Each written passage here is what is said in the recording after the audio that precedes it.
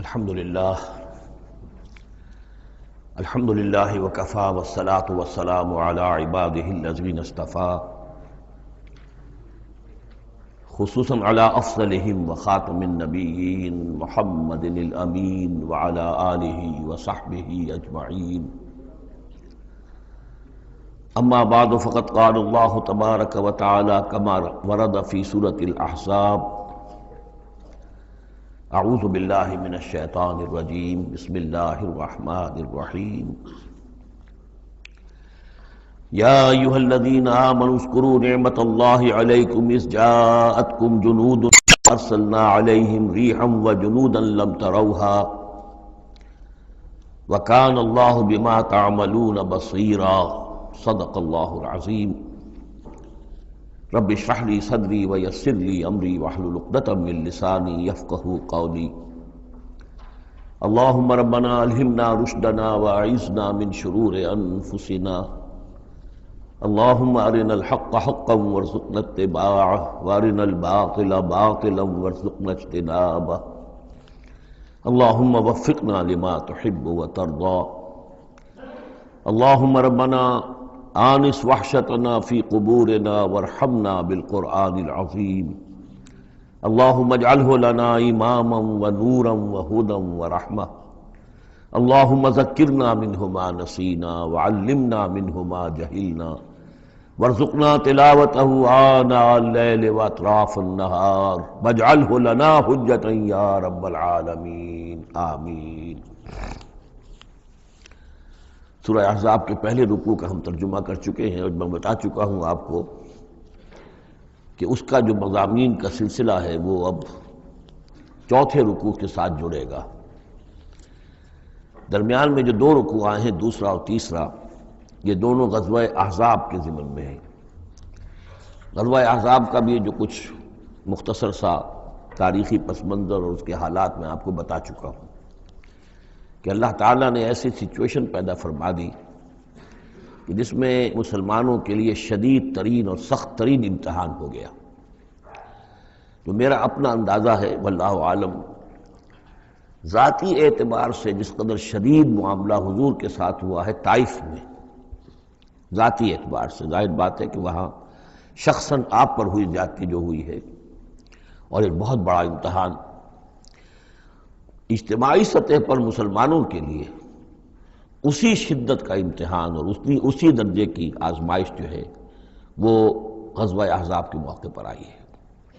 12,000 کا لشکر آ کر مدینے کو گھیر کر پڑ گیا ہے، اور یہ کہ مدینے میں نہ صرف یہ کہ کل نفری 3,000 کی ہے جس میں منافقین بھی ہیں، پھر یہ کہ ان کی پشت پر وہ ایک قبیلہ جو ہے یہود کا بنو قریظہ، ابھی تک اس نے بدعہدی نہیں کی تھی لیکن اب پورا اندیشہ تھا کہ بدعہدی کرے گا، اور وہ چنانچہ اسی محاصرے کے دوران میں اس نے بدعہدی کی بھی، اور ان کی سلسلہ جنبانی ہو بھی گئی تھی باہر سے آنے والے جو حملہ آور تھے ان کے ساتھ۔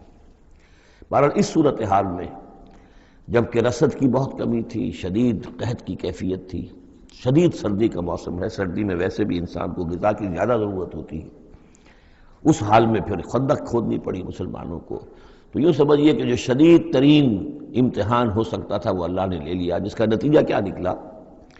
جو منافق اپنے دلوں میں نفاق کو چھپائے ہوئے تھے وہ نفاق ظاہر ہو گیا، ان کی زبانوں پر آ گیا، اور یہی اصل میں آزمائش کا اصل مقصود ہے، لیمیز الخبیث من الطیب، کہ اللہ تعالیٰ خبیث کو اور طیب کو علیحدہ علیحدہ کر دے، ممیز کر دے۔ جیسا کہ سورہ عنکبوت کے ہم نے پہلے رکوع میں 2 مرتبہ وَلَيَعْلَمَنَّ اللَّهُ الَّذِينَ صَدَقُوا وَلَيَعْلَمَنَّ الْكَاذِبِينَ وَلَيَعْلَمَنَّ الَّذِينَ آمَنُوا وَلَيَعْلَمَنَّ الْمُنَافِقِينَ۔ اللہ تعالیٰ واضح کر دے گا، کھول کر رکھ دے گا کہ کون ہیں سچے اور کون ہیں جھوٹے، یعنی کون ہے حقیقتاً مومن اور کون ہے منافق۔ تو اس کا یہ فنومینن ہے، یہ گویا کہ جیسے کہ اس وقت سن 5 نبوی میں شدید ترین حالات ہو گئے تھے غلاموں کے لیے، نوجوانوں کے لیے۔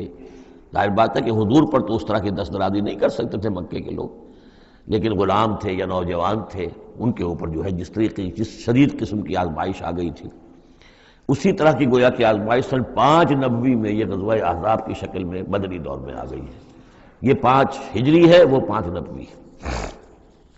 یا ایھا الذین آمنوا اذکروا نعمت اللہ علیکم، اہل ایمان یاد کرو اللہ کے اس انعام کو جو تم پر ہوا، اذ جاءتکم جنود، جب تمہارے پاس تم پر حملہ آور ہوئے بہت سے لشکر، بنو غطفان آئے، بنو فزارہ آئے مشرق کی طرف سے، اور جنوب اور مغرب کی طرف سے جو ہے چلے آ رہے ہیں قریش، اور ان کو جو ہے پوری سپورٹ حاصل ہے شمال سے یہود کی، ان میں وہ کہ بنو نذیر بھی ہیں کہ جو مدینہ ہی سے نکالے گئے تھے، اور اس کے علاوہ یہ کہ خیبر کے یہودی بھی ہیں۔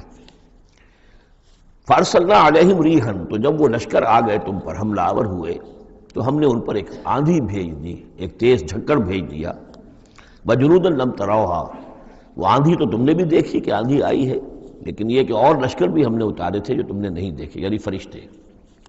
وکان اللہ بما تعملون بصیرا، اور جو کچھ تم کر رہے تھے اللہ اسے دیکھ رہا تھا۔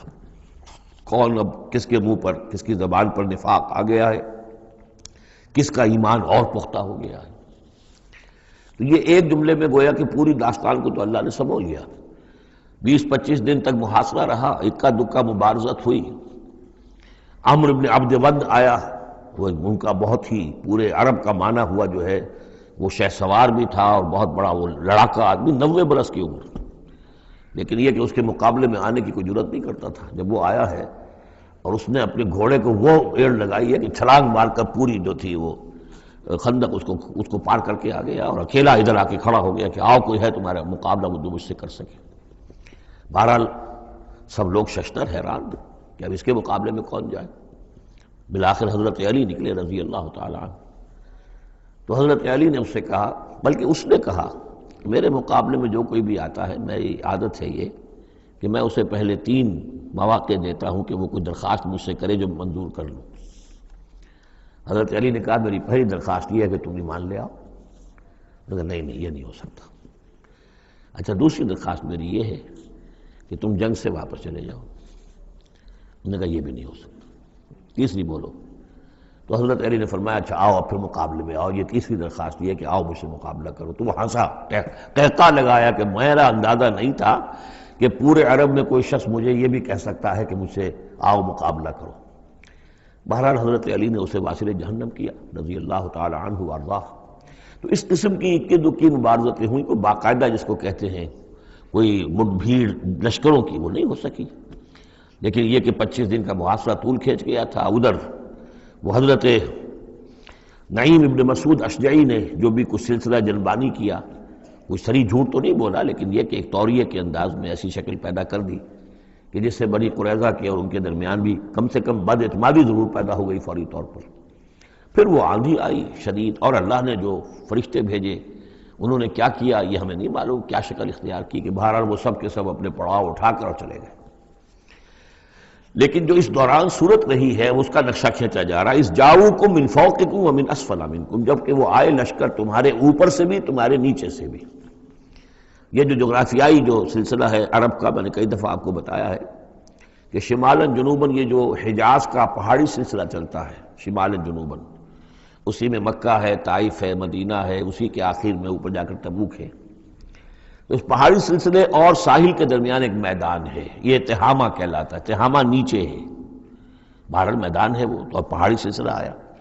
پھر یہ کہیں 30 میل، کہیں 40، کہیں 50 میل چوڑا جو یہ پہاڑی سلسلہ، اس کے بعد جو آتا ہے وہ سطح مرتفع ہے، وہ اونچی سطح ہے، لیکن مرتفع اس میں پہاڑی سلسلہ نہیں ہے، سطح ہے۔ تو اس جاؤکم من فوقکم، تو گویا کہ جو ادھر سے آئے ہیں وہ اوپر سے آئے ہیں، جو مشرق سے آئے، بنو غطفان وغیرہ کے جو قبائل آئے، اور من اسفل منکم نیچے سے جو تہامہ کی طرف سے ہو کر آئے ہیں وہ قریش کا لشکر جو ہے کہ جو مکے سے ہو کر آیا ہے۔ وَإِذْ زَاغَتِ الْأَبْصَارُ، اور جب کہ نگاہیں کج ہو گئی تھیں، جسے ہم کہتے ہیں کہ نگاہیں پتھرا گئیں خوف کے مارے۔ وَبَلَغَتِ الْقُلُوبُ الْحَنَاجِرَ، اور جب دل جو ہے وہ حلق میں آ گئے تھے، ہنسلیوں میں آ کر پھنس گئے تھے۔ جب آدمی کے اوپر دہشت ہو تو اس طریقے سے معلوم ہوتا ہے، جسے ہم کہتے ہیں دل بلیوں اچھلنے لگا، تو معلوم ہوتا ہے جب دل کی دھڑکن تیز ہوتی ہے کہ شاید وہ نکل جائے گا یہاں سے۔ وَتَظُنُّونَ بِاللَّهِ الظُّنُونَ، اور تم پھر اللہ کے بارے میں بڑے طرح طرح کے گمان کر رہے تھے، اب دل میں تمہارے خیال آ رہے تھے۔ هُنَالِكَ ابْتُلِيَ الْمُؤْمِنُونَ، اس وقت اہل ایمان کا خوب امتحان لے لیا گیا، ابتلا خوب ہم نے کر لی، جانچ لیا، پرکھ لیا۔ وَزُلْزِلُوا زِلْزَالًا شَدِيدًا، اور وہ ہلا مارے گئے، جھنجھوڑ دیے گئے۔ وَإِذْ يَقُولُ الْمُنَافِقُونَ، اب نتیجہ کیا نکلا؟ جبکہ کہہ رہے تھے وہ منافق، وَالَّذِينَ فِي قُلُوبِهِم مَرَضٌ، اور جن کے دلوں میں روگ تھا، مَا وَعَدَنَا اللَّهُ وَرَسُولُهُ إِلَّا غُرُورًا، ہم سے اللہ اور اس کے رسول نے جو وعدے کیے تھے جھوٹے ثابت ہوئے، ہمیں سبز باغ دکھا کے مروا دیا اللہ نے اور اس کے رسول نے۔ ہم سے کہا تھا کہ کیسر و کسریٰ کی سلطنتیں تمہارے قلبوں میں آئیں گی، ہم سے کہا تھا اللہ کی مدد آئے گی، یہ کہاں اللہ کی مدد آئی؟ بعض منافقین نے کہا ہمارا حال تو یہ کہ ہم قضاء حاجت کے لیے باہر نہیں جا سکتے ہیں، ہم مدینے کے اندر محصور ہو گئے ہیں۔ ظاہر بات ہے کہ سینیٹیشن کا بھی کوئی نظام نہیں تھا، کس قدر وہاں پر اس سے ایک مسئلہ پیدا ہو چکا ہو، باہر نکل نہیں سکتے بالکل، تو قضاء حاجت وغیرہ بھی وہی ہو رہی ہے۔ یہ ان کے منہ پر جو ہے، ان کی زبانوں پر جو اندر کا خبث تھا، اندر کی گندگی تھی، زبانوں پر آ گئی۔ ما وعدنا اللہ ورسولہ الا غرورا، نہیں وعدہ کیا تھا ہم سے اللہ اور اس کے رسول نے مگر جھوٹا، دھوکے کا وعدہ۔ وَإِذْ قَالَتْ طَائِفَةٌ مِّنْهُمْ يَا أَهْلَ يَثْرِبَ، اور جبکہ ان میں سے ایک گروہ یہاں تک کہہ رہا تھا، اے یثرب والو، لا مقام لکم فارجعوا، اب تمہارا کوئی ٹھکانہ نہیں ہے، لوٹ جاؤ یہاں سے، کہاں تم مقابلہ کر سکتے ہو؟ یہ 12,000 کا لشکر آ گیا، کوئی ممکن ہے؟ کوئی امکان تمہیں نظر آتا ہے؟ تو کسی طریقے سے کہیں سے بھاگنے کے لیے راستہ تلاش کرو۔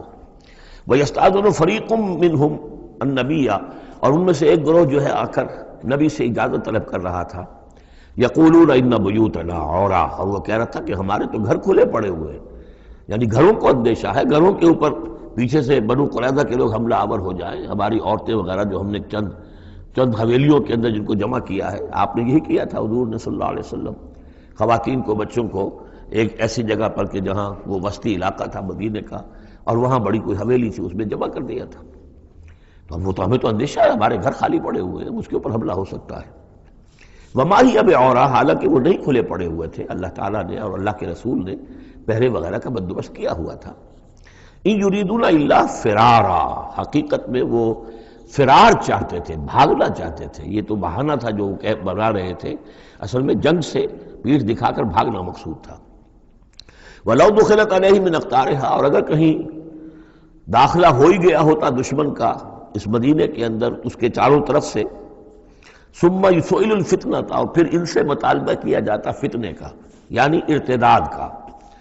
اگر یہ مشرکین کی فوجیں جو ہے کہیں خدا نخواستہ مدینے میں داخل ہو جاتی اور اب وہ کہتی کہ یا تو مرتد ہو جاؤ اور یا ہم تمہیں قتل کرتے ہیں، تو وہ ما تلبسوا الا لآتوها، وہ اس فتنے کو قبول کر لیتے، مرتد ہو جاتے، وما تلبسوا بها الا یسیرا، اور تھوڑی سی دیر بھی نہ لگاتے، بہت ہی تھوڑا سا وقفہ، یعنی وہ ایمان ان کے دلوں میں اس کی جڑیں گہری تھی نہیں، تو وہ مرتد ہونے کے لیے تیار تھے۔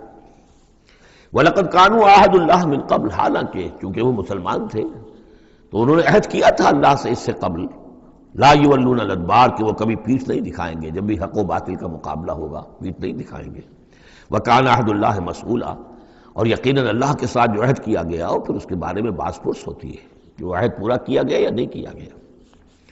قُلْ لَن يَنفَعَكُمُ الْفِرَارُ إِنْ فَرَرْتُم مِّنَ الْمَوْتِ، اے نبی ان سے کہہ دیجئے کہ تمہیں یہ بھاگنا اور فرار مفید نہیں ہو سکتا اگر تم موت سے بھاگ رہے ہو، اب القتل یا قتل سے، اس لیے کہ موت تو ہر جگہ آ سکتی ہے۔ وَإِذًا لَا تُمَتَّعُونَ إِلَّا قَلِيلًا، اور آج موت نہ آئی، فرض کیجئے اس موقع پر نہ آئی، تب بھی آخر دنیا میں کوئی سامان رسنے بسنے کا جو ہے رہنے کا وہ آخر لامحدود تو نہیں ہے۔ لا طلب ثم لا تمتعون الا قلیلا، نہیں تمہیں ساز و سامان ملے گا دنیا کی زندگی کا مگر تھوڑا سا، کچھ دن اور جی لو گے۔ قل من ذا الذی یعصمکم من اللہ، ان سے پوچھئے کون ہے وہ جو تمہیں اللہ سے بچا سکے، ان اراد بکم سوءا، اگر اللہ ہی نے فیصلہ کر لیا ہو تمہارے بارے میں کسی بری چیز کا، او اراد بکم رحمہ، اور اگر اللہ نے رحمت کا فیصلہ کیا ہو تو کون ہے جو اس کی رحمت کے آڑے آ سکے۔ ولا یجدون لهم من دون اللہ ولیا ولا نصیرا، اور یہ نہیں پائیں گے اللہ کے مقابلے میں نہ کوئی ولی حمایتی اور نہ مددگار۔ قد یعلم اللہ المعوقین منکم، تم میں سے اے نام نہاد مسلمانوں، اے منافقوں، ہمیں خوب معلوم ہے، اللہ کو خوب معلوم ہے کہ کون ان میں سے روکتے ہیں دوسروں کو کہ مت جاؤ، محاذ پر مت جاؤ۔ جیسا کہ میں بتا چکا ہوں کہ دو طرف تو حرات تھے، ادھر سے حفاظت تھی، پیچھے بنو قریظہ تھے، چونکہ وہ معاہد تھے، ان سے معاہدہ تو موجود تھا، لہذا اس اعتبار سے بظاہر وہ بھی محفوظ تھا، ادھر سے حملہ نہیں ہو سکتا تھا، اگرچہ اندیشہ ہر وقت تھا کہ کبھی وہ بھی دغا دیں تو پھر یہ ہے کہ چکی کے دو پارٹوں کے درمیان مسلمان آ جائیں گے۔ لیکن جو سامنے کا علاقہ تھا وہاں وہ خندق جو ہے کھود دی گئی، اور خندق سے ادھر جو ہے وہ مسلمان مورچہ لگا کے بیٹھے ہوئے، تو اب اس جو بھی وہ محاذ بنتا تھا اس پر کوئی نہیں جاتا تھا، روکتے تھے ادھر مت جاؤ، کہاں جا رہے ہو؟ قد یعلم اللہ المعوقین منکم، تم میں سے جو لوگ روکتے ہیں دوسروں کو، والقائلین لاخوانہم ہلم الینا، اور جو کہتے ہیں اپنے بھائیوں سے آؤ ہماری طرف آؤ، گھروں میں گھس جاؤ، چھپ جاؤ، تمہارا جو ہے کہیں نام و نشان نہ رہے، کہاں جا رہے ہو موت کے منہ میں، ولا یاتون الباس الا قلیلا، اور وہ نہیں آتے، حاضر نہیں ہوتے جنگ میں، یعنی میدان جنگ میں جہاں پر کہ فوجوں کا پڑاؤ ہے، آمنے سامنے کا معاملہ، مگر کبھی کسی وقت شاذ۔ اشیحۃ علیکم، اے مسلمانوں یہ تمہارے حق میں بہت بخیل ہیں، کوئی خیر نہیں چاہتے تمہارے لیے، یہ خیر خواہ نہیں ہے، تمہارے بدخواہ ہیں۔ فَإِذَا جَاءَ الْخَوْفُ رَأَيْتَهُمْ، اور جب خوف اگر چلا جائے، یہ لشکر چلے جائیں، یہ خوف کی کیفیت ختم ہو جائے، رَأَيْتَهُمْ يَنظُرُونَ، اذا جاء الخوف، جب خوف آتا ہے، خوف کی کیفیت پیدا ہو جاتی ہے، خوفناک صورتحال، رَأَيْتَهُمْ يَنظُرُونَ إِلَيْكَ، تو اے نبی آپ ان کو دیکھتے ہیں کہ آپ کی طرف ایسے دیکھ رہے ہوتے ہیں، تدور اعینہم کالذی یغشی علیہ من الموت، کہ ان کی آنکھیں ایسی پھرتی ہیں جیسے کہ اس شخص کی آنکھ پھرا کرتی ہے کہ جس پر موت کی غشی طاری ہو رہی ہو، کیونکہ اب مرحلہ آ گیا خطرے کا، پھر جنگ ہے، پھر جانا پڑے گا، پھر وہی ساری صورتحال، سارے اندیشے، سارے خطرات، تو گویا کہ ان کو موت کی غشی اور نزع کی کیفیت کی میں جو ہوتی ہے، آنکھیں جس طرح کے پتھرا جاتی ہیں یا پھرتی ہیں، اس طریقے سے تدور اعینہم کالذی یغشی علیہ من الموت۔ فاذا ذهب الخوف، اور جب خوف چلا جائے، ختم ہو جائے، یعنی وہ صورتحال جیسے کہ بعد میں ہو گئی کہ چلے گئے لشکر، جب چلے گئے تو اب ان کا طریقہ کار کیا ہے؟ وَإِذَا ذَهَبَ الْخَوْفُ سَلَقُوكُمْ بِأَلْسِنَةٍ حِدَادٍ، اب وہ تم پر پل پڑتے ہیں اپنی لوہے کی زبانوں کے ساتھ، یعنی زبانیں قینچیوں کی طرح چلنی شروع ہو جاتی ہیں، مسلمانوں پر تنقید بھی ہے، اپنے ایمان کا اظہار بھی ہے، چرب زبانی بھی ہے، تو حداد لوہے کی جیسے ان کی زبانیں لوہے کی ہوں، تو ہمارے محاورے میں قینچی کی طرح زبان کا چلنا۔ سلق جو ہے عربی محاورے میں، عربی لغت میں آتا ہے بسطن بقہر اما بالید او باللسان، کسی کے پر حملہ آور ہونا یا ہاتھ سے یا زبان سے، تو سلقوکم بألسنۃ حداد اشیۃ علی الخیر، اور پھر جو بھی کوئی مال غنیمت ہوگا اس کے اوپر یہ ایسے ہوں گے، جھکے پڑیں گے کہ مال سارا ہمیں ہی مل جائے۔ اولئک لم یؤمنوا، یہ وہ لوگ ہیں کہ جو حقیقتاً ایمان نہیں لائے۔ فاحبط اللہ اعمالہم، تو اے نبی انہوں نے اس کیفیت میں جو بھی کوئی نیکیاں کی ہیں، بظاہر نیکیاں، آپ کے امامت میں نمازیں بھی تو پڑھی ہیں نا انہوں نے، آخر مدینہ منورہ میں وہ نمازیں پڑھتے تھے منافق، کس کی امامت میں؟ محمد رسول اللہ کی امامت میں، کس مسجد میں؟ مسجد نبوی میں، لیکن ان کے سارے اعمال حبط ہو گئے۔ فاحبط اللہ اعمالہم، اللہ نے ان کے تمام اعمال اکارت کر دی۔ وَكَانَ ذَلِكَ عَلَى اللَّهِ يَسِيرًا، اور یہ چیز اللہ پر بہت آسان ہے۔ يَحْسَبُونَ الْأَحْزَابَ لَمْ يَذْهَبُوا، جبکہ جا چکے ہیں لشکر، ان کا حال یہ ہے کہ ان کے اوپر ابھی تک خوف طاری ہے، جیسے ہوتا ہے کہ کسی بڑے حادثے کے بعد بھی بہت دیر تک اعصاب کے اوپر جو ہے وہ ایک طرح کی کپ کپی طاری رہتی ہے، انسان کے سنسناہٹ سی رہتی ہے، اتنا بڑا حادثہ ہوا ہے۔ يَحْسَبُونَ الْأَحْزَابَ لَمْ يَذْهَبُوا، یہ سمجھتے ہیں کہ وہ گئے نہیں ہیں، کہیں ادھر چھپ گئے ہوں، کہیں پھر دوبارہ آ رہے ہوں، کہیں حملہ دوبارہ تو نہیں کر رہے ہیں، یہ کوئی ان کے ٹیکٹیکل موو تو نہیں تھی کہ ذرا پیچھے ہٹ کے پھر حملہ آور کریں۔ يَحْسَبُونَ الْأَحْزَابَ لَمْ يَذْهَبُوا، یہ سمجھتے ہیں کہ وہ لشکر گئے نہیں ہیں۔ وَإِن يَأْتِ الْأَحْزَابُ، اور اگر کہیں دوبارہ وہ لشکر جو ہیں، وہ فوجیں جو ہیں دوبارہ کہیں حملہ آور ہو جائیں، يَوَدُّوا لَوْ أَنَّهُمْ بَادُونَ فِي الْأَعْرَابِ، تو ان کی بڑی خواہش ہوگی کاش کہ ہم مدینے کو چھوڑ کر کہیں ریگستانوں میں چلے گئے ہوتے، اور کہیں نخلستانوں میں جا کر آراب کی حیثیت کے ساتھ ہم ان کے ساتھ چلے گئے ہوتے، بادیہ نشینوں کے پاس۔ یسألونک عن انبائکم، اور وہاں سے اے مسلمانوں تمہاری خبریں معلوم کرتے رہتے، اب کیا ہوا، اونٹ کس کروٹ بیٹھا۔ وَلَوْ كَانُوا فِيكُمْ مَا قَاتَلُوا إِلَّا قَلِيلًا، اور اگر یہ تمہارے درمیان موجود بھی رہے تو قتال میں تو حصہ نہیں وہ لیتے مگر شاس دکھانے کے لیے، خانہ پوری جسے ہم کہتے ہیں۔ اب ایک کردار تو یہ ہے جو سامنے آ گیا، دوسرا کردار کیا ہے؟ لَقَدْ كَانَ لَكُمْ فِي رَسُولِ اللَّهِ أُسْوَةٌ حَسَنَةٌ، دوسرے کردار کا جو دوسری تصویر ہے، اس کا جو خورشید ہے، سورج ہے، وہ محمد رسول اللہ کا کردار ہے۔ فرمایا اے مسلمانوں تمہارے لیے اللہ کے رسول میں ایک اسوہ ہے، نمونہ ہے، بہترین نمونہ۔ اب یہ بات نوٹ کرنے کی ہے کہ یہ آیت ہمارے ہاں سیرت کی تقاریر ہوں، کوئی میلاد کی محفلیں ہوں، کوئی وعظ ہو، تو اس میں بہت پڑھی جاتی ہے یہ آیت اسوہ حسنہ. لیکن عام طور پر ہمارے یہاں اسوہ حسنہ کیا ہے؟ چھوٹی چھوٹی سنتیں، ان کا تذکرہ ہوگا. مسواک کرنا بھی اسوہ ہے، ٹھیک ہے. اسی طریقے سے اور سنتیں ہیں. مسجد میں داخل ہو تو داہنا پاؤں آگے آنا چاہیے، بایاں نہیں، ٹھیک ہے، ہونا چاہیے. ایک شخص کو کرنا چاہیے، اہتمام کرنا چاہیے. حضور کا یہی معمول تھا. یہ سب بھی اسوے میں شامل ہے. اصل اسوہ یہ ہے کفر کے مقابلے میں جان ہتھیلی پر رکھ کر میدان میں آنا. یہ ہے اسوہ. یہ اسوہ ہماری نگاہوں سے اوجھل. محمد رسول اللہ کا مثالی کردار کس اعتبار سے؟ جب بھوک تھی شدید، حضور کو بھی بھوک تھی اور فاقہ تھا. جب صحابہ نے آ کے شکایت کی کہ حضور ناقابل برداشت ہو گئی ہے یہ بھوک، دیکھیے ہم نے اپنے پیٹوں پر پتھر باندھے ہوئے ہیں تاکہ یہ کہ معدے کو وہ جو ہنگر کنٹریکشنز ہوتی ہیں وہ نہ ہو. اس کو کم سے کم جھوٹا ہی صحیح ایک دلاسا ہو کہ کچھ بوجھ ہے میرے اوپر. وہ بوجھ چاہے پتھر کا ہو، کھانے کا نہ ہو. یہ سب پتھر باندھے ہوئے، کمر دوہری نہ ہو جائے ہماری. حضور نے اپنا کرتا اٹھا کے دکھایا، وہاں 2 پتھر بندھے ہوئے.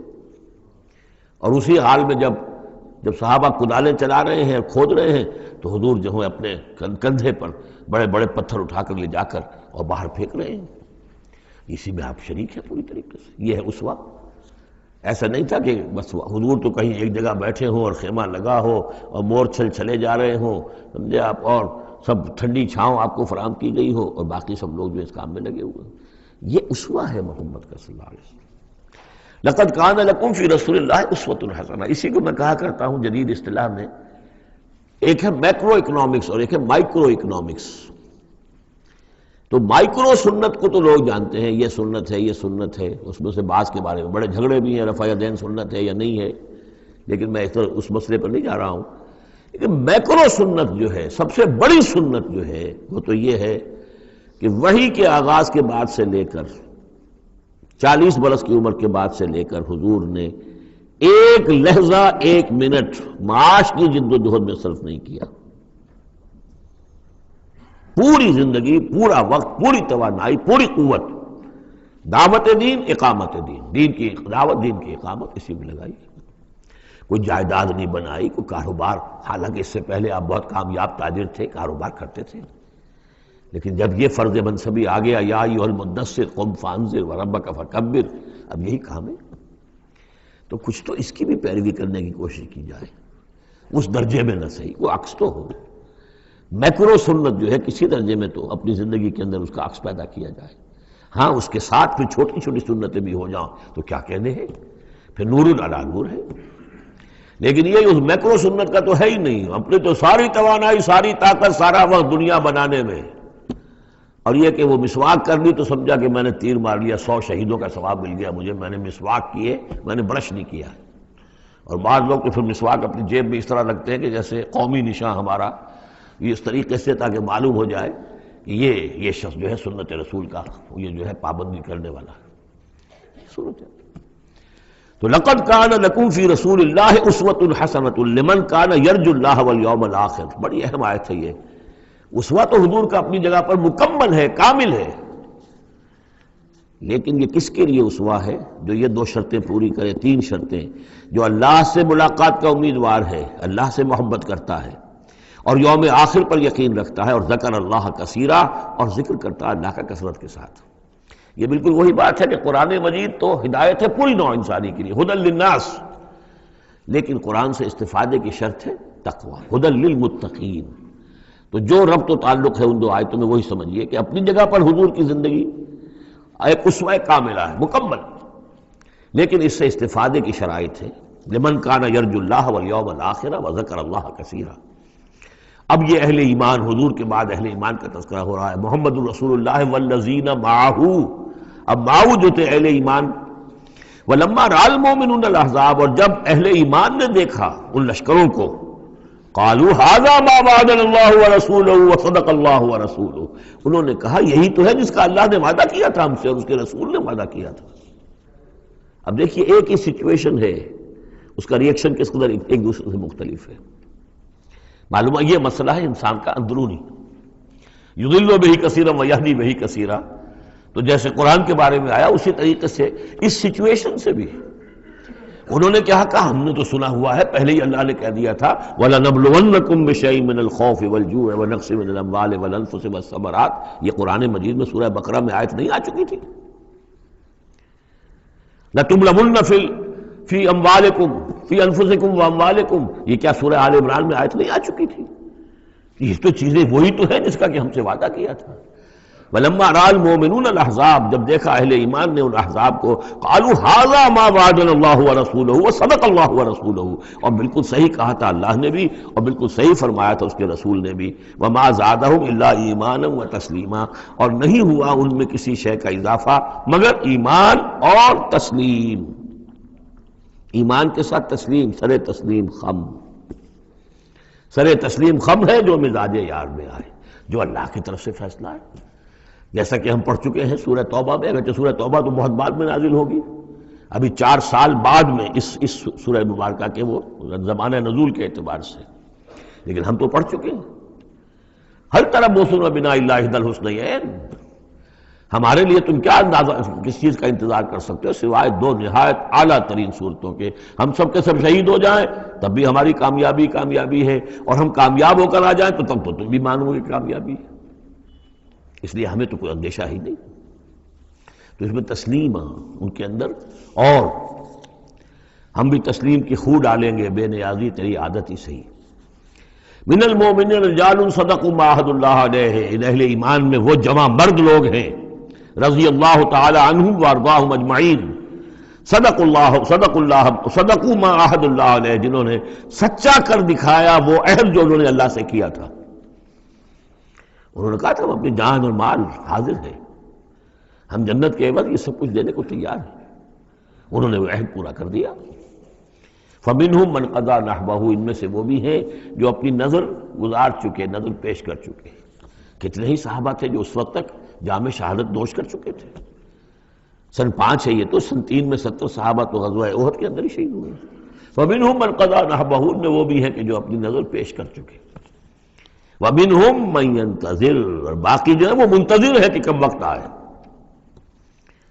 یہ تو ہم انتظار میں ہیں کہ کب اللہ تعالیٰ ہمیں بھی شہادت کا درجہ دے، ہماری بھی شہادت قبول فرما لے۔ لگا رکھا ہے تیرے خنجر و ثنا کے لیے وبال دوش سر، جس میں وبال دوش سر، جس میں ناتواں پہ مگر لگا رکھا ہے تیرے خنجر و ثنا کے لیے۔ ہم تو اللہ منتظر ہیں کہ کب ہماری باری آ جائے۔ فَمِنْهُمْ مَنْ قَضَى نَحْبَهُ وَمِنْهُمْ مَنْ يَنْتَظِرُ وَمَا بَدَّلُوا تَبْدِيلًا، اور انہوں نے ہرگز تبدیلی کوئی نہیں کی جو انہوں نے عہد اللہ سے کیا، سر موس میں فرق نہیں آنے دیا۔ لِيَجْزِيَ اللَّهُ الصَّادِقِينَ بِصِدْقِهِمْ، تاکہ اللہ تعالیٰ سچوں کو ان کی سچائی کا پورا بدلہ دے۔ وَيُعَذِّبَ الْمُنَافِقِينَ إِن شَاءَ أَوْ يَتُوبَ عَلَيْهِمْ، اور ان منافقوں کو چاہے تو ان پر عذاب بھیج دے، اور چاہے تو ابھی ان کی توبہ قبول کر لے، انہیں توبہ کا موقع دے دے۔ یہ میں بتا چکا ہوں کہ آخری فیصلہ ہوا وہ جب کہ غزوہ تبوک کا معاملہ ہوا ہے، پھر آخری فیصلے ہوئے ہیں۔ یا سورہ نساء جو ہے اس کے اندر بھی وہ آیت آ گئی تھی کہ فی الدرک الاسفل من النار، لیکن آخری چیز کہ اے نبی استغفر لہم او لا تستغفر لہم ان تستغفر لہم 70 مرۃ فلن یغفر اللہ لہم، کہ اب آپ ان منافقوں کے لیے استغفار کریں یا نہ کریں، اگر 70 مرتبہ بھی استغفار کریں گے تب بھی اللہ ان کو معاف نہیں فرمائے گا۔ ان اللہ کان غفور الرحیم، یقینا اللہ غفور الرحیم ہے۔ ورد اللہ الذین کفروا، اللہ نے لوٹا دیا ان کافروں کو جو چڑھ کر آئے تھے بڑے شان و شوکت کے ساتھ، وہ پورے لشکر جو ہے سب چلے گئے بغیظہم، وہ اپنے غصے کو ساتھ ہی لے گئے۔ وہ غصہ جو ہے وہ نکالے بغیر، یا تو کوئی جنگ ہوتی، کچھ وہ قتل عام کرتے تو کچھ غصہ ان کا نکلتا، اللہ نے ان کو ان کے غصے کے ساتھ ہی واپس کر دیا۔ ورد اللہ الذین کفروا بغیظہم لم ینالوا خیرا، انہیں کوئی خیر حاصل نہ ہو سکا، کوئی فتح ہوتی، کوئی کارنامہ سر انجام دیا ہوتا، کچھ نہیں۔ وکفى اللہ المؤمنین القتال، اور اللہ کافی رہا اہل ایمان کی طرف سے قتال کے لیے۔ اہل ایمان کو تو جنگ کی نوبت ہی نہیں آئی، کھلی جنگ تو ہوئی نہیں، اللہ نے خود ہی آندھی بھیج کر اور جو بھی اپنی خفیہ تدابیر ہیں، جو بھی اپنی مدد تھی فرشتوں کے ذریعے سے، اللہ تعالیٰ نے گویا کہ اہل ایمان کو اس امتحان میں سے تو گزار دیا، باقی یہ کہ کوئی غضب نہیں پہنچنے دیا۔ وَكَانَ اللَّهُ قَوِيًّا عَزِيزًا، اور یقیناً اللہ تعالیٰ قوی اور عزیز ہے، زبردست ہے، قوت والا ہے۔ وَأَنزَلَ الَّذِينَ ظَاهَرُوهُمْ، اب یہ دوسرا ہے، اس کا جو ضمیمہ ہے غزوہ احزاب کا، وہ غزوہ بنی قریظہ ہے۔ روایات میں آتا ہے کہ حضور نے غزوہ، جب یہ لشکر چلے گئے، غزوہ احزاب ختم ہو گیا، تو آ کر واپس گھر آ کر اپنے ہتھیار وغیرہ اتارے، زرہ اتاری، تو حضرت جبرائیل آئے کہ آپ نے ہتھیار اتار دیے، ہم نے تو ابھی اتارے نہیں ہیں، ابھی بنو قریظہ کو کیفر کردار تک پہنچانا ہے۔ انہوں نے جو غداری کی اس موقع پر، اپنے عہد کو توڑا ہے، اس کی سزا انہیں دینی ہے۔ چنانچہ حضور نے حکم دیا کہ اب کوئی مسلمان جو ہے عصر کی نماز نہ پڑھے یا کوئی مغرب کی نماز نہ پڑھے، جو بھی کوئی وقت معین کیا، جب تک کہ وہ بنی قریظہ کے علاقے میں پہنچ نہ جائے۔ وہاں جا کر اب وہاں جا کے پھر ان کا گھیراؤ کیا گیا، محاصرہ ہوا۔ وہ محاصرہ بھی خاصا طویل ہوا، ان کا قلعہ بڑا مضبوط تھا، لیکن تنگ آ کر بالآخر انہوں نے ہتھیار ڈال دیے، اور یہ کہا کہ سعد بن معاذ جو رئیس اوس تھے اور ان کے حلیف تھے، اوس کے قبیلے کے ساتھ ان کی پرانی جو ہے وہ حلیفی تعلقات تھے، حلیفانہ تعلقات، کل جو وہ فیصلہ کر دیں گے ہمیں منظور ہوگا۔ تو حضرت سعد بن معاذ رضی اللہ تعالی عنہ، جو تورات میں فیصلہ لکھا ہوا ہے بد عہدی کا، کہ کوئی قوم اگر تمہارے ساتھ بد عہدی کرے اور اس کے بعد اللہ تمہیں اس پر فتح دے دے تو کیا کرو، اس کے مطابق فیصلہ سنایا کہ ان کے جتنے جوان ہیں اس قبیلے کے جو جنگ کرنے کے قابل ہیں ان کو قتل کر دیا جائے، اور باقی جو ان کے بوڑھے ہوں یا اور ہوں، مرد ہوں، بچے ہوں، عورتیں ہوں، ان کو جو ہے غلام بنا لیا جائے، ان کا سارا مال ضبط ہو جائے گا۔ تو بدترین سزا جو ہے ان تین قبیلوں میں سے، جن میں سے ایک قبیلہ تھا بنی قینقاع کا، ایک تھا بنو نضیر، یہ دونوں تو صرف جلا وطن ہوئے ہیں، لیکن بدترین سزا پھر ان کو دی گئی ہے۔ وَأَنزَلَ الَّذِينَ ظَاهَرُوهُم مِّنْ أَهْلِ الْكِتَابِ، اور اللہ نے اتار لیا ان کو کہ جنہوں نے گٹھ جوڑ کیا تھا ان کے ساتھ، کافروں کے ساتھ، مشرکین کے ساتھ، اہل کتاب میں سے، من سیاسیہم، ان کے قلعوں سے، قلعوں میں تو تھے، گڑھیاں تھیں ان کی، لیکن اس سے پھر اتر آئے، ہتھیار ڈال دیے۔ وَقَذَفَ فِي قُلُوبِهِمُ الرُّعْبَ، اور اللہ نے ان کے دلوں میں رعب ڈال دیا۔ فَرِيقًا تَقْتُلُونَ، تو اب تم ایک ان میں سے کچھ کو تم قتل کر رہے ہو، وَتَأْسِرُونَ فَرِيقًا، اور کچھ کو تم نے اسیر بنا لیا ہے اور قیدی بنا لیا ہے، حضرت سعد بن معاذ کے فیصلے کے مطابق۔ وَأَوْرَثَكُمْ أَرْضَهُمْ وَدِيَارَهُمْ، اللہ نے تمہیں وارث بنا دیا ان کی زمینوں کا بھی اور ان کے مکانوں کا، گھروں کا، ان کے قلعوں کا، وَأَمْوَالَهُمْ، اور ان کے اموال کا، وَأَرْضًا لَّن تَطَئُوهَا، اور ابھی بہت سی زمینیں ہیں جن پہ ابھی تمہارے قدم نہیں گئے، اللہ تعالیٰ تمہیں وہ دے گا۔ چنانچہ اس کے بعد اللہ نے فتح دینی جو شروع کی ہے۔ غزوہ احزاب جو ہے در حقیقت یہ ایک ٹرننگ پوائنٹ تھا حضور کی سیرت کے اندر، اس لیے کہ اس کے بعد حضور نے کہہ بھی دیا تھا، غزوہ احزاب کے بعد صحابہ کو خوشخبری دے دی تھی، لن تغزوکم قریش بعد عامکم ھذا، مسلمانوں اس سال کے بعد اب قریش تم پر دوبارہ حملہ آور نہیں ہوں گے۔ ان کی آخری یہ اٹیمپٹ تھی جو انہوں نے کر لی ہے، اب ان میں ہمت نہیں ہوگی کہ وہ دوبارہ چڑھائی کر کے آئیں، وَلَكِنَّكُمْ تَغْزُونَهُمْ، بلکہ اب تم چڑھائی کرو گے۔ وہ چڑھائی اگلے ہی سال سن 6 میں حضور نے کی، لیکن حضور نے کس طرح کی چڑھائی کی کہ عمرے کے لیے جا رہے ہیں ہم، تو ہتھیار نہیں ہے، ہتھیار بند ہے، احرام باندھا ہوا ہے۔ اب ایک ایسی سچویشن پیدا ہوئی مکے والوں کے لیے، نہ وہ نگلا جائے نہ اگلا جائے، کہ ان کی پرانی روایات ہے یہ کہ کسی کو بھی عمرے کے لیے، حج کے لیے کوئی آئے اسے نہیں روک سکتے، لیکن مسلمانوں کو کیسے آنے دیں، اور روکے تو کیسے روکیں؟ بالآخر انہوں نے فیصلہ کیا ہم کسی ضرورت نہیں آنے دیں گے۔ ادھر حضور نے پھر جو ہے بیعت لے لی کہ اب یہاں سے ہم کوئی بھی زندہ نہیں جائے گا، سب جانے یہیں دے دیں گے۔ بیعت علی الموت، بیعت رضوان جو ہوئی اس موقع پر، وہ بیعت علی الموت تھی، یہیں پر جانے دے دیں گے۔ اس کی خبریں وہاں پہنچی تو ان کے چھکے چھوٹ گئے۔ بہرحال پھر صلح ہوئی، جس صلح کو کہا ہے اللہ تعالیٰ نے انا فتحنا لک فتحا مبینا، تو فتح کا جو ہے دروازہ کھل گیا ہے غزوہ احزاب کے فوراً بعد، اور اسی کی طرف اشارہ ہے وہ ارضا لم تطئوها، ابھی بہت سی زمینیں جن پر مسلمانوں تمہارے قدم میں نہیں پہنچے، تمہارے قدم نہیں پہنچے، ابھی تم نے گھوڑے نہیں دوڑائے ہیں، ابھی وہ تو زمینیں اب کہاں سے کہاں تک آپ سمجھیے کہ 30 سال کے اندر اندر کہاں سے کہاں تک مسلمانوں کی حکومت ہو گئی۔ تو وہ سارا اشارہ اس میں ہے، خاص طور پہ خیبر سن 7 میں یہودیوں کا گڑھ پتہ ہو گیا۔ وَكَانَ اللَّهُ عَلَىٰ كُلِّ شَيْءٍ قَدِيرًا، اور اللہ تعالیٰ ہر چیز پر قادر ہے۔ اب یہاں سے وہ مضمون شروع ہو رہا ہے کہ جو پہلے رکوع میں تھا، کچھ جو مجلسی اصلاحات ہیں، یوں سمجھیے کہ ان کی پہلی قسط وہ ہے جو سورہ احزاب میں آ رہی ہے۔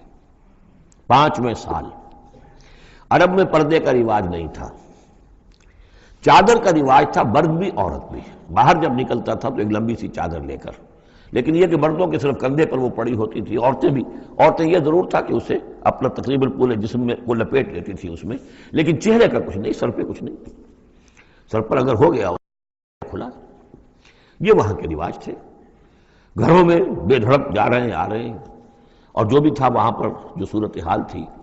اب اس میں جو تدریجاً اصلاح کی گئی، تو پہلی بات جو سمجھنے کی ہے وہ یہ ہے کہ اصلاح کا آغاز ہوا، چیریٹی بگنز ایٹ ہوم، نبی کے گھر سے آغاز، اور نبی کی بیویوں کو سب سے پہلے مخاطب کیا گیا، اس لیے کہ یہاں سے اس کا آغاز ہوگا۔ اور اس میں ایک بڑا لطیف نکتہ یہ ہے کہ حضور صلی اللہ علیہ وسلم جو اسوہ حسنہ ہے کامل، تو مردوں کے لیے تو کامل اسوہ حسنہ ہے حضور صلی اللہ علیہ وسلم، باپ کی حیثیت سے، بیٹے کی حیثیت سے، داماد کی حیثیت سے، خسر کی حیثیت سے، قاضی القضات کی حیثیت سے، سپہ سالار کی حیثیت سے، ہیڈ آف دی اسٹیٹ کی حیثیت سے، امام کی حیثیت سے، خطیب کی حیثیت سے، معلم کی حیثیت سے، مربی اور مزکی کی حیثیت سے، جتنی حیثیتیں آپ گن سکتے ہیں حضور کی سیرت میں اسوہ موجود ہے۔ ایک پہلو سے اسوے میں کمی ہے، اور وہ کمی کیا ہے؟ عورتوں کے جو خاص نسوانی معاملات ہوتے ہیں اس میں تو حضور اسوہ نہیں بن سکتے، حضور تو مرد ہیں، تو عورتوں کی زندگی کا ایک حصہ ہے کہ نہیں؟ تو عورتوں کے لیے اسوہ کون ہے؟ وہ آپ کے ازواج مطہرات کو اسوہ بنایا جا رہا ہے، اس لیے اصلاح کا عمل ان سے شروع کیا گیا، اور ان کو گویا کہ کہہ دیا گیا کہ تم اگر نیکی کرو گی دوہرا اجر پاؤ گی، کیوں کہ تمہیں تو دیکھ کر تمام مسلمان خواتین نے جو ہے تمہارے نقش قدم کی پیروی کرنی ہے، اور خدا نے خواستہ تم نے کوئی غلط حرکت کی تمہیں دوہری سزا ملے گی، اس لیے کہ تم تو ان کے لیے اب اسوہ ہو۔ تو گویا کہ اسی سورہ مبارکہ میں حضور کے بارے میں آیت آئی ہے لَقَدْ كَانَ لَكُمْ فِي رَسُولِ اللَّهِ أُسْوَةٌ حَسَنَةٌ، لیکن حضور کے اس اسوے میں جو ایک پہلو سے کمی ہے کہ خواتین کے لیے ان کے جو مخصوص نسوانی معاملات ہیں ان کے لیے حضور کی شخصیت میں اسوہ نہیں ہے، اس خلا کو پر کیا ہے ازواج مطہرات کے ذریعے سے۔ یا ایھا النبی قل لازواجک، اے نبی کہہ دیجئے اپنی بیویوں سے، ان کنتن تردن الحیاۃ الدنیا وزینتہا فتعالین امتعکن واسرحکن سراحا جمیلا۔ یہ واقعہ ایلا ہے۔ اب آپ کو معلوم ہے کہ جب مسلمانوں کے ہاں اب خوشحالی آ گئی، اب فتح کا دور شروع ہو گیا، مال غنیمت بھی آیا ہے، تو عام مسلمانوں کے گھر میں خوشحالی ہو گئی، تو ازواج مطہرات بڑے طبع بشری ان کی طرف سے بھی ایک تقاضا آیا کہ اب ہمارا بھی نفقہ، ہمارا خرچہ کچھ بڑھایا جائے۔ اس مطالبے کو حضور نے اتنا ناپسند کیا کہ قسم کھا لی کہ 1 مہینے تک میں گھر میں کسی گھر میں نہیں جاؤں گا، کسی اپنی اہلیہ محترمہ سے ملاقات نہیں کروں گا، اور مسجد کے ساتھ ہی ایک بالا خانہ سا تھا، اس میں آپ نے اپنا جو ہے وہ قیام کر لیا، تو ایک طوفان مچ گیا مدینے میں۔ اب حضرت ابوبکر کی بیٹی حضرت عائشہ حضور کے گھر میں ہے، حضرت عمر کی بیٹی حضرت حفصہ حضور کے گھر میں ہے، کہ اب یہ کیا ہو رہا ہے، کیا ان کو طلاق ہو جائے گی، کیا ہوگا، حضور نے کیا فیصلہ کر لیا ہے؟ اس کو ایلا کہتے ہیں، کچھ عرصے کے لیے بیویوں سے قطع تعلق کر لینا، اور یہ سورہ الذین یولون من نسائہم، اس کا حکم جو ہے وہ آ چکا، 4 مہینے سے زیادہ کی اجازت نہیں ہے، لیکن یہ کہ بہرحال یہ جب حضور نے کیا تو اس کے بعد پھر یہ آیات نازل ہوئیں کہ نبی اب آپ صاف 2 آپشنز رکھ دیجئے اپنی ازواج کے سامنے، اگر تو انہیں دنیا چاہیے تو وہ خود آیات ہی میں دیکھ لیجئے، ان کنتن تردن الحیات الدنیا، کہ اگر تو تم چاہتی ہو دنیا کی زندگی، اس کی زیبائش اور آرائش، وزینتہا فتعالین، آؤ امتعکن، میں تمہیں مال و متاع دے دوں گا، واسرحکن سراحا جمیلا، پھر میں اپنے گھر سے تمہیں رخصت کر دوں گا خوبصورتی کے ساتھ، کوئی دنگا نہیں، کوئی فساد نہیں، کوئی لڑائی نہیں، لیکن یہ کہ پھر تم میرے گھر میں نہیں رہ سکتی، پھر میں اپنے ہاتھ سے تمہیں رخصت کر دوں گا۔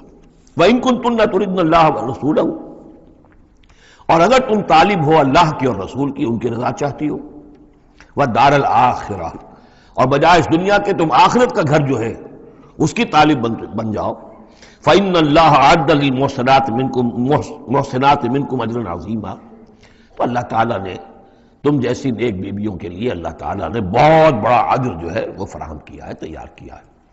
یعنی وہ آپشن تمہارا ہے، اگر دنیا کی آسائش چاہیے تو آؤ، فیصلہ کر لو، چوز کر لو، چوائس از یورس، میں تمہیں مال و متاع دے کر اپنے گھر سے رخصت کر دوں گا خوبصورتی کے ساتھ، اور اگر میرے ہاں رہنا ہے تو پھر تو یہی ہے، فقر ہے، فاقہ ہے، جو اختیاری فقر تھا آپ کا۔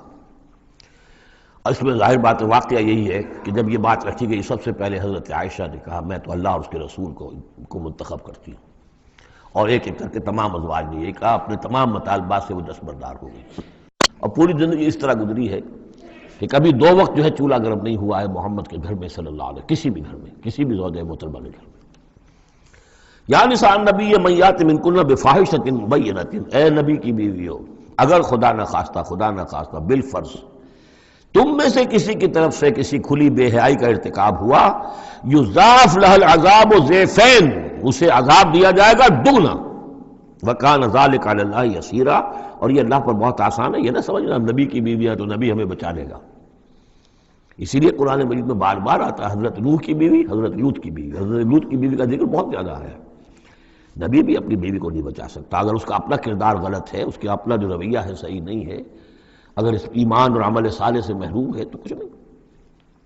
چنانچہ حضور نے ایک مرتبہ اپنے قریبی گھرانے کی جو خواتین تھیں ان کو بٹھایا اور ایک ایک کا نام لے کر کہا ہے، یا فاطمہ بنت محمد صلی اللہ علیہ وسلم انقذی نفسک من النار فانی لا املک لک من اللہ شیئا، اے فاطمہ محمد کی بیٹی، خود اپنے آپ کو آگ سے بچاؤ، نکالو اپنے آپ کو آگ سے اپنے عمل سے، اس لیے کہ مجھے اللہ کے ہاں کوئی اختیار تمہارے بارے میں حاصل نہیں ہوگا، اگر فاطمہ کے بارے میں نہیں تو پھر کس کے بارے میں؟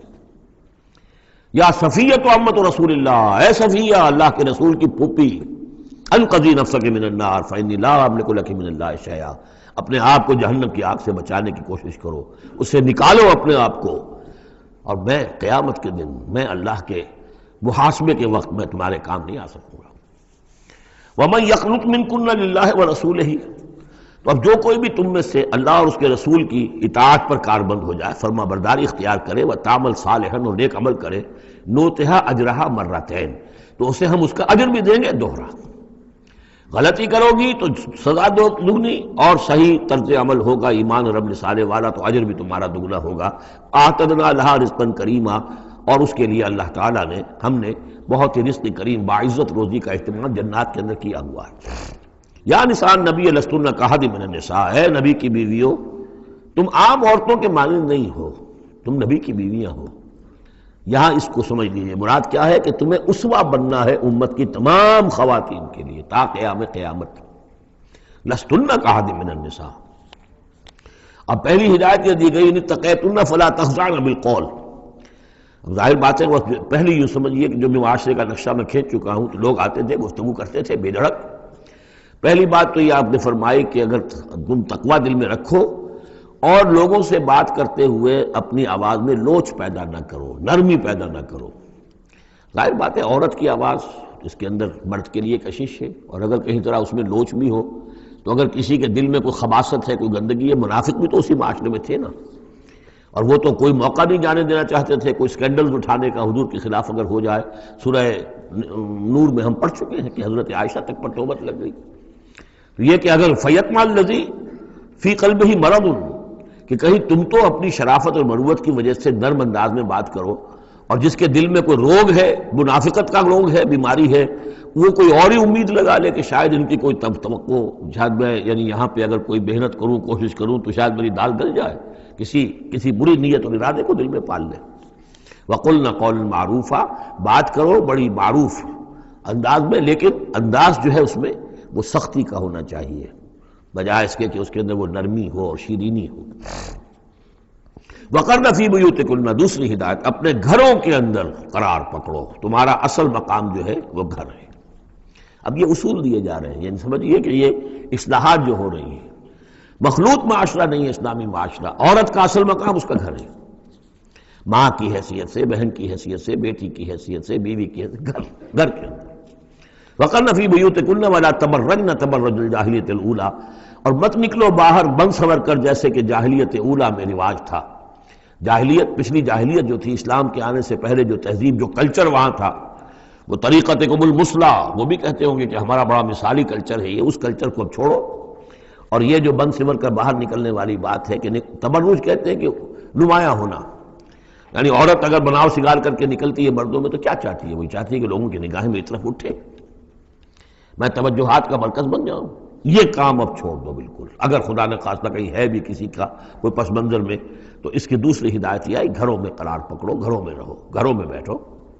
وَقَرْنَ فِي بُيُوتِكُنَّ وَلَا تَبَرَّجْنَ تَبَرُّجَ الْجَاهِلِيَّةِ الْأُولَىٰ وَأَقِمْنَ الصَّلَاةَ وَآتِينَ الزَّكَاةَ وَأَطِعْنَ اللَّهَ وَرَسُولَهُ، اور نماز قائم کرو اور زکوٰۃ ادا کرو اور اللہ کی اور اس کے رسول کی اطاعت پر کاربند رہو.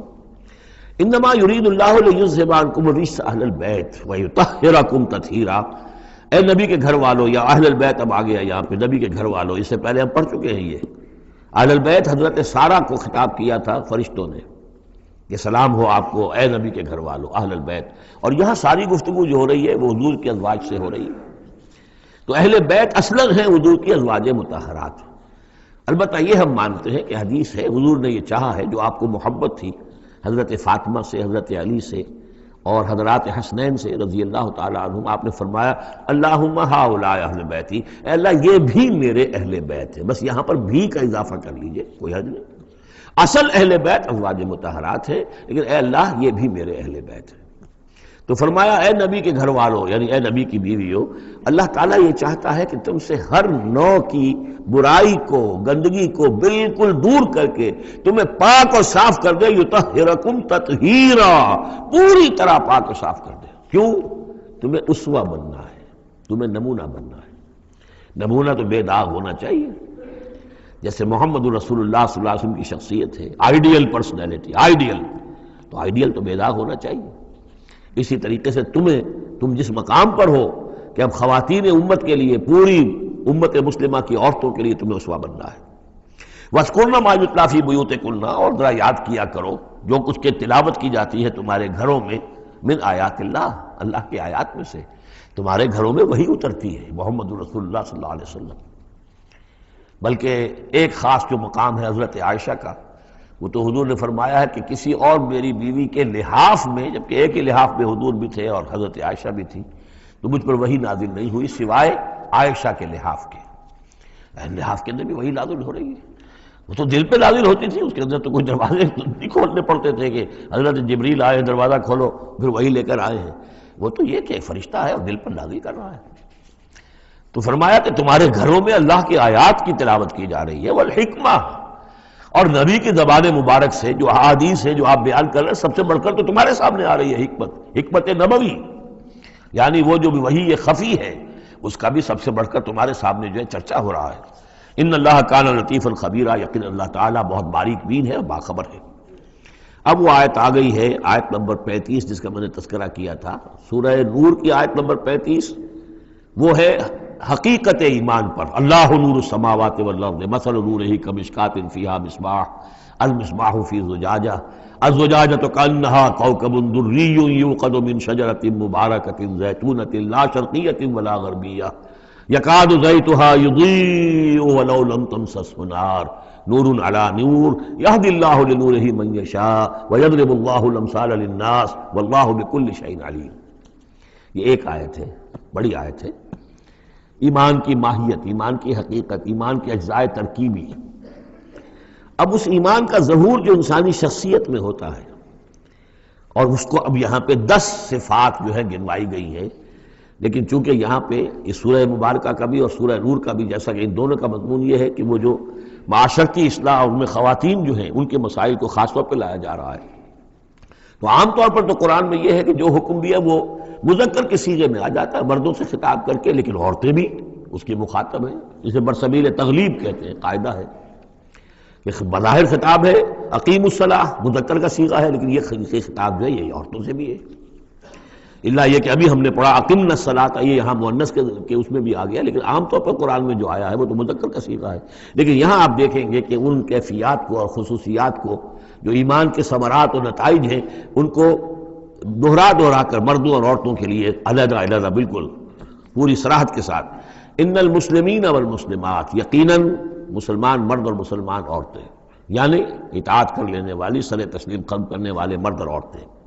والمومنین والمومنات، اور مومن مرد اور مومن عورتیں. والقانتین والقانتات، اور فرما بردار مرد اور فرما بردار عورتیں. والصادقین والصادقات، اور راست باز مرد اور راست باز عورتیں. صدق قول بھی، صدق مقال اور صدق عمل، صدق کردار. والصابرین والصابرات، اور صبر کرنے والے مرد اور صبر کرنے والی عورتیں، والخاشعین والخاشعات، اور اللہ کے سامنے جھکے رہنے والے مرد اور جھکے رہنے والی عورتیں، والمتصدقین والمتصدقات، اور اللہ کے لیے صدقہ دینے والے مرد اور صدقہ دینے والی عورتیں، والصائمین والصائمات، اور روزہ رکھنے والے مرد اور روزہ رکھنے والی عورتیں، والحافظین فروجہم والحافظات، اور اپنے شرمگاہوں کی حفاظت کرنے والے مرد اور اپنی شرمگاہوں کی حفاظت کرنے والی عورتیں، والذاکرین اللہ کثیرا والذاکرات، اور کثرت کے ساتھ اللہ کا ذکر کرنے والے مرد اور ذکر کرنے والی عورتیں، اعد اللہ لہم مغفرۃ واجرا عظیما، اللہ تعالیٰ نے ان سب کے لیے مغفرت اور بہت بڑا اجر تیار کر رکھا ہے۔ اللہم ربنا اجعلنا منہم، اللہم ربنا اجعلنا منہم۔ اب وہ مسئلہ آ رہا ہے کہ جس کی تمہید ہوئی تھی پہلے رکوع میں، حضرت زینب رضی اللہ تعالیٰ عنہ سے حضور کی شادی کا معاملہ، اور اس سے پہلے حضور کے کہنے کی وجہ سے حضرت زینب کا نکاح جو حضرت زید ابن حارثہ سے ہوا، پھر زید ابن حارثہ رضی اللہ تعالیٰ عنہ نے جو ان کو طلاق دینی چاہی، پھر حضور کے دل میں جو یہ خیال ہوا کہ میں نے پہلے تو حکم دے کر نکاح پر مجبور کیا، اب اگر یہ داغ لگ جاتا ہے زینب کو تو گویا کہ پھر تو ایک ہی شکل رہ جائے گی اس کی دل جوئی کی، تلافی کی، کہ میں خود نکاح کروں۔ اب میں خود نکاح کروں گا تو چونکہ زید میرا منہ بولا بیٹا رہا ہے پہلے، ایک طوفان اٹھ کھڑا ہوگا، حالانکہ اس میں بات کوئی نہیں تھی، لیکن یہ کہ حضور نے اس کی وجہ سے یہ سمجھا کہ یہ مصلحت کے خلاف ہوگا، تو اسی گویا کہ آپ اسی شش و پنج میں تھے کہ یہ آیات نازل ہو گئی۔ پہلی آیت میں تذکرہ ہے اس کا کہ جو حضور کے کہنے کی بنا پر حضرت زینب اور ان کے بھائی آمادہ ہوئے نکاح پر، ورنہ وہ آمادہ نہیں تھے زید بن حارثہ سے نکاح پر۔ وما كان لمؤمن ولا مؤمنة اذا قضى الله ورسوله امرا ان يكون لهم الخيرة من امرهم، یہ کسی بھی مومن مرد اور کسی بھی مومن عورت کے لیے یہ روا نہیں ہے کہ جب اللہ اور اس کا رسول کسی شے کا فیصلہ کر دیں تو پھر بھی انہیں یہ خیال ہو کہ ہمارے پاس آپشن باقی ہے، ہمیں اختیار حاصل ہے۔ وَمَن يَعْصِ اللَّهَ وَرَسُولَهُ فَقَدْ ضَلَّ ضَلَالًا بَعِيدًا، جو اللہ اور اس کے رسول کی نافرمانی کریں گے انہوں نے تو گویا کہ بہت بڑی گمراہی جو ہے وہ حاصل کر لی۔ تو یہ گویا کہ ایک تو یہ کہ اس کو عام ہم لیں گے تو یہ ہر معاملے کے اوپر ہے کہ اللہ اور اس کے رسول کے فیصلے کے بعد پھر میں یہ سمجھوں کہ میرے پاس کوئی آپشن ہے، تو اس کا مطلب ہے کہ میں اللہ کا انکار کر رہا ہوں، رسول کا انکار کر رہا ہوں۔ پس منظر میں وہی ہے کہ حضور کی فرمائش جو تھی ابتداءً تو چونکہ امیمہ ابن عبد المطلب حضور کی پھپھی تھیں جن کی بیٹی ہیں حضرت زینب، اب یوں سمجھیے کہ قریش کا اونچا خاندان ہے، اور ادھر یہ ہے کہ حضرت زید ابن حارثہ غلام رہے ہیں، اگرچہ تھے شریف خاندانوں میں سے عرب کے، لیکن کبھی انہیں کہیں پکڑ کر کہیں کسی نے لا کر غلام بنا کر بیچ دیا تھا تو داغ تو لگ گیا غلامی کا، اور اس معاشرے میں وہ داغ پھر دھلتا نہیں تھا ایک دفعہ لگ جانے کے بعد۔ تو اس وجہ سے اب انہوں نے حضور کے لیے، حضور کے فرمانے کی وجہ سے نکاح کیا، اس کے بعد نہیں ان کی نبھی آپس میں، اور اس میں گمان غالب یہ ہے کہ حضرت زینب انہیں وہ نہیں دے سکی احترام اور ادب اور ان کی مرضی پر چلنے کا معاملہ، جیسا کہ ایک عورت کو فصالحات و قانتات حافظات للغیب جو رویہ ہونا چاہیے، اب وہ اپنے جذبات اور احساسات کے اوپر اس درجے جو ہے وہ کنٹرول نہ کر سکی، لہذا ان کے مابین جو ہے وہ موافقت نہیں ہوئی۔ تو حضرت زید نے کئی دفعہ کہا کہ حضور میں پھر ان کو فارغ کر دینا چاہتا ہوں، طلاق دینا چاہتا ہوں۔ استقول للذی انعم اللہ علیہ وانعمت علیہ امسک علیک زوجک، اے نبی جب آپ کہتے تھے اب اس شخص سے کہ جس پر اللہ نے بھی انعام فرمایا اور آپ نے بھی انعام فرمایا، آپ نے اسے آزاد کر دیا، اپنا منہ بولا بیٹا بنایا تھا، یہ دوسری بات ہے کہ اللہ نے وہ بات ختم کر دی، یہ تو زید ابن محمد کہلاتا تھا، اب یہ زید ابن حارثہ رہ گیا دوبارہ۔ آپ اس سے کہتے رہے امسک علیک زوجک، نہیں اپنی بیوی کو روکے رکھو، گھر میں آباد رکھو، ذرا اور کوشش کرو، ذرا اور کہ مزاجوں کی موافقت ہو جائے، واتق اللہ، اللہ سے ڈرو، اللہ کا تقوی اختیار کرو، وتخفی فی نفسک ما اللہ مبدیہ، اور آپ اپنے دل میں چھپائے ہوئے تھے وہ بات جو جس کو کہ اللہ تعالیٰ اللہ مبدی، جسے اللہ تعالیٰ کھولنا چاہتا ہے، وتخشى الناس، آپ لوگوں سے ڈر رہے تھے، واللہ احق ان تخشاہ، جبکہ اللہ زیادہ حقدار ہے اس کا کہ آپ اس سے ڈریں۔ فلما قضى زید منها وطرا، تو جب زید نے اس سے آخری قطع تعلق کر لیا، یعنی زکوٰۃ بھی دے دی، وہ طلاق بھی دے دی اور پھر عدت بھی پوری ہو گئی، زوجناکہا، اے نبی ہم نے تزویج کر دی ہے اس کی تمہارے ساتھ، زوجہ بنا دیا ہے، ہم نے نکاح کر دیا ہے۔ حضرت زینب پھر یہ کہا کرتی تھی، دوسری ازواج مطہرات سے فخر کرتی تھی کہ تمہارے نکاح سب کے جو ہیں زمین پر ہوئے، میرا نکاح آسمان پر ہوا ہے۔ جب حضور نے شادی کی ان سے پھر تو اللہ نے نکاح کیا، اللہ نے نکاح پڑھایا ہے۔ زوجناکہا، ہم نے اسے آپ کی زوجیت میں دے دیا۔ کہ لا یکون علی المؤمنین حرج فی ازواج ادعیائہم، تاکہ یہ آئندہ کے لیے یہ جاہلی رسم کا خاتمہ ہو جائے اور منہ بولے بیٹوں کی بیویوں کے بارے میں اہل ایمان پر کوئی تنگی نہ رہے۔ منہ بولا بیٹا تھا، اس کی بیوی تھی، بیٹا فرض کیجیے فوت ہو گیا وہ، تو اس کی بیوی سے وہ بیوہ ہو گئی ہے تو آپ شادی کر سکتے ہیں۔ اسی طریقے سے اگر وہ اس کو طلاق دے دی ہے شادی کر سکتا ہے۔ یہ محرمات ابدیہ میں سے نہیں ہے، محرمات ابدیہ کی فہرست سورہ نساء کے اندر آ چکی ہے۔ وَكَانَ أَمْرُ اللَّهِ مَفْعُولًا، اور یہ تو اللہ کا وہ فیصلہ تھا کہ جو بہرحال پورا ہو کر رہنا تھا۔ یعنی یہ سب کچھ جو ہوا ہے نبی، اس میں بھی ہماری حکمت تھی، مصلحت تھی۔ کسی اور کے ذریعے سے یہ بات ہوتا تو یہ رسم ٹوٹتی نہ۔ بعض چیزیں رسمیں ایسی ہوتی ہیں کہ اتنی گہری ہوتی ہیں، ان کے اوپر لوگوں کا اتنا جو وثوق ہوتا ہے، یہ تو جب تک آپ کے ذریعے سے یہ رسم جو ہے غلط نہ ٹوٹتی تو اس کے ٹوٹنے کا امکان نہیں تھا۔ ہم نے اس کے لیے یہ سارا معاملہ کیا ہے۔ ما کان علی النبی من حرج فیما فرض اللہ لہ، نبی پر کوئی حرج نہیں ہے، کوئی مضائقہ نہیں ہے اس چیز میں جو اللہ نے اس کے اوپر عائد کر دی ہے، فرض کر دی ہے۔ سنت اللہ فی الذین خلو من قبل، اور یہ اللہ کا وہ طریقہ ہے جو ان لوگوں کے بارے میں رہا جو پہلے گزر چکے۔ اللہ کے نبیوں کے ساتھ، رسولوں کے ساتھ اللہ کا یہی معاملہ رہا ہے۔ وَكَانَ أَمْرُ اللَّهِ قَدَرًا مَقْدُورًا، اور یہ تو اللہ کا وہ معاملہ تھا کہ جو گویا کہ طے تھا، مقرر ہو چکا تھا، ہماری مشیت میں یہ پہلے سے طے تھا۔ الَّذِينَ يُبَلِّغُونَ رِسَالَاتِ اللَّهِ، وہ اللہ کے نبی کہ جو ہم اللہ کے پیغامات کو پہنچانے پر مامور ہوتے ہیں، وَيَخْشَوْنَهُ، اور صرف اسی سے ڈرتے ہیں، وَلَا يَخْشَوْنَ أَحَدًا إِلَّا اللَّهَ، اور نہیں ڈرتے کسی اور سے اللہ کے سوا، وَكَفَى بِاللَّهِ حَسِيبًا، اور اللہ تعالیٰ کافی ہے کفایت کرنے والا یا حساب لینے والا۔ مَا كَانَ مُحَمَّدٌ أَبَا أَحَدٍ مِّن رِجَالِكُمْ، دیکھو محمد تم میں سے کسی مرد کے باپ نہیں ہے۔ حضور کو اللہ تعالیٰ نے اولاد نرینہ نہیں دی، جو دی تھی بچپن ہی میں اسے اٹھا لیا۔ آخری عمر میں بھی یہ سمجھیے کہ حضرت ان کا نام کیا تھا، ماریہ قبطیہ، ان کے بطن سے حضرت ابراہیم کی ولادت ہوئی ہے۔ اور یہ ایک عجیب مسئلہ ہے کہ حضرت ابراہیم کے عقد میں یا آپ کے نکاح میں آئیں ہاجرہ، وہ بھی مصر کی تھیں، اسماعیل کی ولادت ہوئی۔ اسماعیل کی نسل میں حضور ہیں صلی اللہ علیہ وسلم، پھر مصر ہی سے ایک ماریہ قبطیہ آ رہی ہیں، اور ان کے بطن سے جو بیٹا ہوا اس کا نام حضور نے ابراہیم رکھا۔ اور حضور کو بہت محبوب بھی تھا، لیکن وہ بہت ہی چھوٹا ہستہ تھا، بچپن میں ہی فوت ہو گیا ہے، اور حضور کو اس کا افسوس بھی ہوا۔ یا ابراہیم انا لفراقک محزونون، یا ابراہیم ہم تمہاری جدائی سے بڑے محزون ہیں، ہمیں رنج ہے۔ بہرحال ما کان محمد ابا احد من رجالکم، تمہارے مردوں میں سے کسی کے باپ نہیں ہے۔ یہ زید بن حارثہ کے باپ نہیں ہے۔ زید بن حارثہ منہ بولا بیٹا تھا، اب جب کہ ہم نے حکم نازل کر دیا ہے اب وہ سارا سلسلہ منقطع ہو گیا۔ ولیکن رسول اللہ و خاتم النبیین، بلکہ یہ اللہ کے رسول ہیں اور نبیوں کی مہر ہیں۔ اب نبوت ختم ہو رہی ہے ان پر، اب کوئی نبی آنے والا نہیں، لہذا جتنی بھی رسومات جاہلیت کی تھیں اگر ان کے ذریعے سے وہ ختم نہ ہو تو پھر کس کے ذریعے سے ختم ہوگی؟ یہ ہے اس میں جو دلیل مضمر ہے کہ یہ جو کڑوا گھونٹ ہے محمد صلی اللہ علیہ وسلم تو آپ کو کرنا ہی تھا، اس لیے کہ یہ جاہلانہ رسمیں جو ہیں اگر آپ اس کے اندر یہ اقدام نہ کرتے اور آپ نے اپنے منہ بولے بیٹے کی بیوی سے اگر شادی نہ کی ہوتی تو یہ رسم ختم نہیں ہو سکتی تھی۔ اور یہی بات بتائی جا رہی ہے لوگوں کو، ما کان محمد ابا احد من رجالکم ولکن رسول اللہ و خاتم النبیین، وہ تو اللہ کے رسول ہیں اور خاتم النبیین۔ اب اس میں ایک بڑا باریک نقطہ ہے، وہ نوٹ کر لیجئے، رسالت حضور کی دائم و قائم ہے، چل رہی ہے ابھی تک۔ فرق صرف یہ ہے کہ اس وقت تک براہ راست آپ بنفس نفیس اپنی رسالت کے فرائض ادا کر رہے تھے، اب بائی پروکسی ہے، اب امت کے ذریعے سے ہے۔ جو بھی آپ کے امتی ہیں، جو بھی دین کے خادم ہیں، جو بھی قرآن کے پیغام کو پہنچا رہے ہیں، جہاں جہاں تک پہنچا رہے ہیں وہ رسالت محمدی کا پیغام پہنچ رہا ہے، رسالت محمد کی ہے صلی اللہ علیہ وسلم۔